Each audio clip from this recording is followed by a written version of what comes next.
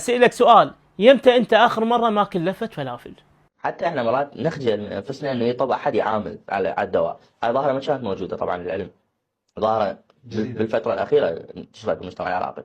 كان الدواء يطب للمطعم حسابه 250 الف، ما يحكي، ما يفتح حلقه، ما يقول له الطماطم بيش والخيار بيش والهاي. يطب للصيدليه، لا انا لقيتها ب 1000 وربع، انت تبيعها ب 1000 ونص. والله لهالدرجه ربع دينار يحاسب فيها. طبعا انتشر هذا اللقاء لهذا الشخص، ما أعرف هل هو دكتور أم صيدلاني.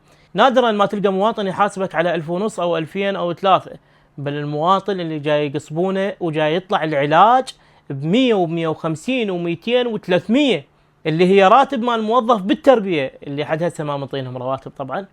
واغلب المواطنين هم عباره عن كسبه، هذا اللي عنده بسطيه، هذا اللي يشتغل عماله. وحتى الموظف شنو مثلا راتبه 300 ويطلع العلاج ب 400، مين يجيب ابوك؟ غير المخطوطات السومريه اللي يكتبونها الدكاتره لاهل الصيدليات، بحيث انه ما يفهمها بس الصيدليه اللي مرتب وياها. الدكتور يقصب بالمواطن، اهل الصيدليه يقصبون بالمواطن، المواطن مين يتلقاها؟ المغالطه الثانيه اللي موجوده عندك، هذا المواطن البسيط ما يدخل لهذه المطاعم 150 و200 و3، لا، هذه المطاعم اللي جاي تقول عليهن يدخلونها الناس امثالك اللي الله ممكنهم وما يحاسبون.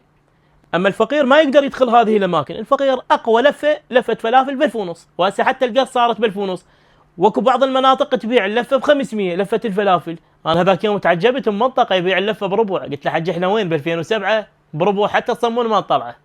اسالك سؤال، يمتى انت اخر مره ماكل لفه فلافل؟ فهذه الطماطه والخيار اللي جاي يسولف عنهن، لفهن بخبزه، بسوي لك لفه واكلها.